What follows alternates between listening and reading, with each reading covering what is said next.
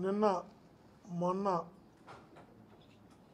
మాజీ మంత్రివర్యులు బాలినేని వాసన్న మాట్లాడుతూ నిజంగా కూడా ఒక అబద్ధాన్ని ఒక స్వార్థ ప్రయోజనం కోసం తన మాట్లాడిన తీరు ఖచ్చితంగా ప్రజలు హర్షించరు. తన మంత్రిగా ఉన్నప్పుడు జరిగినటువంటిదంతా కూడా తనకు చక్కగా తెలుసు ఏం జరిగిందని. ఎంత గొప్పగా తన మంత్రిగా ఉన్నప్పుడు రాష్ట్రానికి మేలు జరిగిందంటే విద్యుత్ చరిత్రలోనే ఒక చారిత్రకమైన ఒప్పందం జరిగింది. అది కూడా సెకీతో విద్యుత్ కొనుగోలు ఒప్పందం ఒక విద్యుత్ చరిత్రలో చారిత్రకమైన ఒప్పందం. సంవత్సరానికి 3,700 కోట్ల రూపాయల ఆదాయం ఇస్తూ 25 ఏళ్లకు 1,00,000 కోటి రాష్ట్రానికి ఆదాయం వచ్చేలాగా జరిగినటువంటి ఒప్పందం. చంద్రబాబు నాయుడు గారు ముఖ్యమంత్రిగా ఉన్నప్పుడు జరిగినటువంటి ఒప్పందంతో పోలిస్తే ఈపీపీఏలో 50% కన్నా తక్కువతో ఒప్పందం జరిగింది. ఆ రోజు ₹4.50 ఆ రోజు ఒప్పందం జరిగితే అది ఇంటర్ స్టేట్ ట్రాన్స్మిషన్తో కలిపి. ఈరోజు అదే ఈయన మంత్రిగా ఉన్నప్పుడు జగనన్న ముఖ్యమంత్రిగా ₹2.48 అప్పుడు ఇంటర్ స్టేట్ ట్రాన్స్మిషన్ ఏదైతే ఉందో ₹4.5 చంద్రబాబు గారు ముఖ్యమంత్రిగా ఉన్నప్పుడు చేసిన కొనుగోలుకి అదనంగా ఇంటర్ స్టేట్ ట్రాన్స్మిషన్ ఉండేది. ₹2.49 తను మంత్రిగా జగనన్న ముఖ్యమంత్రిగా జరిగిన ఒప్పందం 50% కన్నా తక్కువ, ఇన్క్లూడింగ్ ఇంటర్ స్టేట్ ట్రాన్స్మిషన్తో కలిపి. అంటే ఇంత మంచిగా జరిగిన ఒప్పందాన్ని మంచి అని చెప్పుకోలేని దీన స్థితిలో ఈరోజు కూటమి ప్రభుత్వంలో వాసన్న ఉండడం నిజంగా కూడా బాధాకరం. మేము ఎవ్వరం కూడా వాసన్న వాళ్ళకి దగ్గర అవ్వడం కోసం, వాళ్ళని మెప్పు పొందడం కోసం, వాళ్ళని మెప్పించడం కోసం, వాళ్ళకి దగ్గర ఏదో ఒక రకంగా రాజకీయంగా ఎదగడం కోసం ఈ స్థాయికి దిగజారుతాడని మేము కళ్ళలో కూడా అనుకోవాలి. మంచిని మంచిగా చెప్పుకోలేనటువంటి దీన స్థితిలోకి ఆయన వెళ్ళిపోయాడు ఈరోజు. నిజంగా ఇది తన క్యారెక్టర్కి తను అనుకుంటున్నారు జగన్మోహన్ గారి వ్యక్తిత్వాన్ని హననం చేస్తే తనను గుర్తిస్తారు, గౌరవిస్తారు, తనకు పార్టీలో ప్రాధాన్యత ఇస్తారు అనే ఒక భ్రమలో తన వ్యక్తిత్వాన్ని తను హననం చేసుకుంటున్నాడు, తన వ్యక్తిత్వాన్ని తను దిగజార్చుకుంటున్నాడు. ఈ ప్రజలందరూ కూడా అలా భావిస్తున్నారు అనే విషయాన్ని నిజంగా వాసన్న మర్చిపోతున్నాడు. ఇది మంచిది కదా, ఎందుకంటే తను నేను ఎంపీ ఎమ్మెల్యేలుగా పోటీ చేశాం, తిరిగాం. కానీ ఎవరినో మెప్పించడం కోసం, ఎవరికో దగ్గర కోవడం కోసం, ఏదో ఒక ఎమ్మెల్సీ అవ్వడం కోసమో, దానికన్నా పై పదవి కోసమో ఈరోజు మనిషి అలా దిగజారిపోతాడు మేమైతే ఊహించలేకపోయాం. ఎవరు అంటున్నారు సార్ తన భ్రమలో ఉన్నాడు, పాపం ఆ ఎమ్మెల్సీ పదవి కూడా 9 కోట్లు ఎంత ఇచ్చి కొనుక్కునే పరిస్థితిలో ఉన్నాడు తన పాపం. అక్కడ తనకి ఆడు ఫ్రీగా కూడా ఇవ్వడం లేదు అంటే ఆశ్చర్యం వేస్తుంది.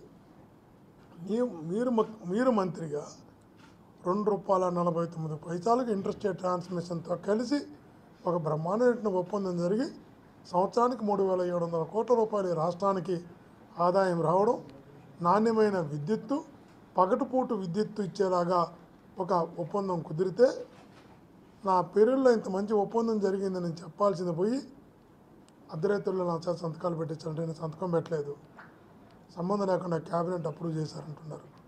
మీ ద్వారా అడుగుతున్నా వాసన్న ఒకటే చెప్పిన 2021 సెప్టెంబర్ 10 మనకి సెక్యూ నుంచి ఒక లెటర్ వచ్చింది ప్రభుత్వానికి. ఆ మరుసటి రోజే క్యాబినెట్ ఉంది. ఆ లెటర్ వచ్చిన తర్వాత ఆ లెటర్లో వారు ఇన్ ప్రిన్సిపల్గా దాన్ని అప్రూవ్ చేస్తూ క్యాబినెట్కి తీసుకొచ్చారు. అందులో కూడా మీరు సంతకం పెట్టారు. ఇన్ ప్రిన్సిపల్గా సెప్టెంబర్ 10 2021 వచ్చిన లెటర్లో, ఇన్ ప్రిన్సిపల్గా వచ్చిన లెటర్లో కూడా సెక్యూ అంటే ఇది కేంద్ర ప్రభుత్వ తరపున వచ్చినటువంటి సంస్థది. దాంట్లో లెటర్లో మీరు సంతకం, ఇన్ ప్రిన్సిపల్గా తీసుకున్న నిర్ణయంలో కూడా మీ సంతకం ఉంది. ఆ రోజు అప్రూవ్ కాల క్యాబినెట్లో. మళ్ళా దానిపైన కమిటీ వేశారు ఎనర్జీ సెక్రటరీతో. ఎనర్జీ సెక్రటరీతో కమిటీ వేసిన తర్వాత నెల రోజుల తర్వాత మళ్ళా క్యాబినెట్కి వచ్చింది. అందులో కూడా మీరు సంతకం పెట్టారు. ఇన్ని ప్రిన్సిపల్గా వచ్చిన లెటర్లో సంతకం పెట్టారు. నెల తర్వాత వచ్చినటువంటి కమిటీ వేసి కమిటీలో వచ్చిన లెటర్లో కూడా మీరు సంతకం పెట్టారు. 2 సార్లు సంతకం పెట్టి ఇక్కడ నా సంతకమే లేదు, నేను సంతకమే పెట్టలా, అధిరేతులు నా సంతకం పెట్టించుకున్నారు, ఎలా మాట్లాడుతున్నారో అర్థం కాదు. ఈరోజు చంద్రబాబు గారిని కూడా అడుగుతున్నావు, చంద్రబాబు గారిని అడుగుతున్నావు, వాసరిని అడుగుతున్నావు. నువ్వు ఒక్కటే చెప్పు, అనేక నిర్ణయాలు క్యాబినెట్లోకి టేబుల్ ఎజెండా కింద వస్తాయి. టేబుల్ ఎజెండాలో కూడా పెట్టి ఈ ప్రభుత్వమైనా ఆ ప్రభుత్వమైనా కేంద్ర ప్రభుత్వమైనా కొన్ని నిర్ణయాలు కొన్ని ఆలోచనలు టేబుల్ ఎజెండా కింద కూడా వస్తాయి. కొన్ని ముందు రోజు నిర్ణయాలు తీసుకున్నట్టు ఉంటాయి. ఇవన్నీ కూడా సర్వసాధారణం. పరిపాలన నేను 10 సంవత్సరాలు శాసనసభ్యుడిగా పనిచేశాను. ఈ వ్యవస్థ మీద ఉన్న అవగాహనతో చెప్తున్నాను. కాబట్టి నాకేం సంబంధం లేదు, నేను పెట్టలేదని క్యాబినెట్ అనేది కలెక్టివ్ డిసిషన్ అవుతుంది ఎప్పుడు కూడా. సరే ముందు రోజు చర్చించుకోవడము సేమ్ డే చర్చించడము ఇవన్నీ సర్వసాధారణంగా జరుగుతున్న అంశాలే. కానీ ఈ పర్టికులర్ ఇష్యూలో మీరు ప్రిన్సిపల్గా తీసుకున్న నిర్ణయంలో సంతకం పెట్టారు.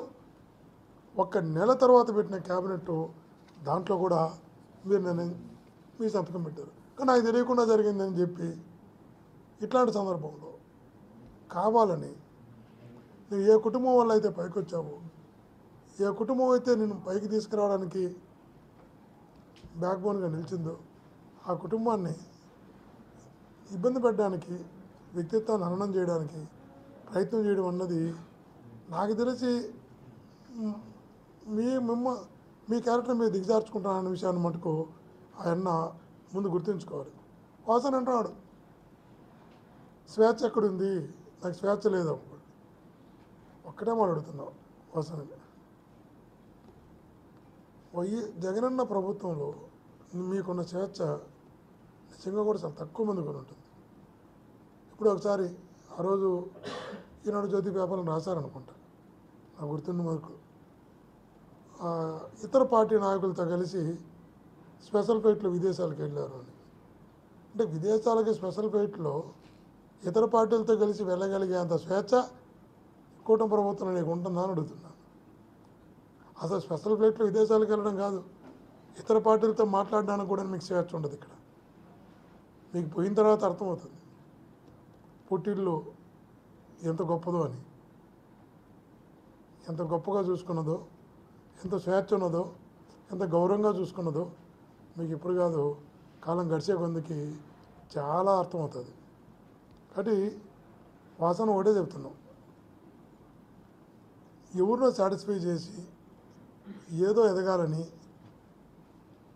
నీకు గుర్తించి గౌరవించి నేను హక్కును చేర్చుకున్న పార్టీపై బండలు వేసి అబండాలు వేసి నువ్వు లబ్ధి పొందాలనుకుంటే లాంగ్ టర్మ్లో అది ఖచ్చితంగా చెప్తున్నా నీ స్థాయిని దిగజారుస్తున్న విషయాన్ని కూడా ఎప్పుడు గుర్తుపెట్టుకోమని గట్టిగా తెలియజేస్తున్నా.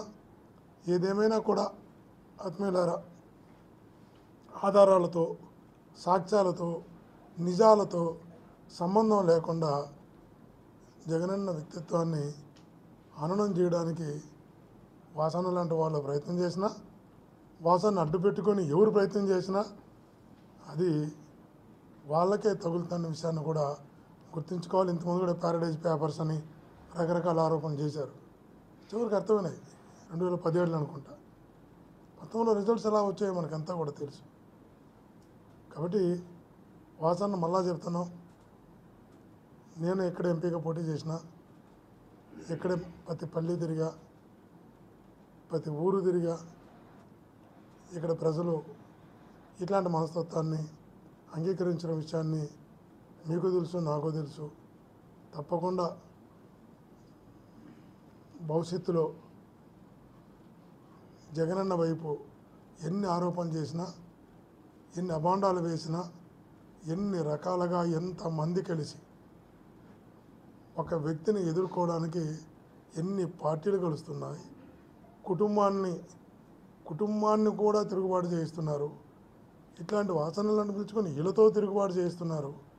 ఒక వ్యక్తిని ఎదుర్కోవడానికి ఇంతమంది ఒకటి కావాలా? ఇంతమంది కలిసి ఒక వ్యక్తి యొక్క క్యారెక్టర్ని మీరు అసెస్ చేయాలనుకుంటే ప్రజలు తన వైపు నిలవరా? కానీ ప్రజలు అండ బలం జగనన్నకు ఉంది. కాబట్టి ఇటువంటివన్నీ కూడా నిలవు ప్రజల ముందరని కూడా తెలియజేస్తున్నా. థ్యాంక్ యూ అనండి.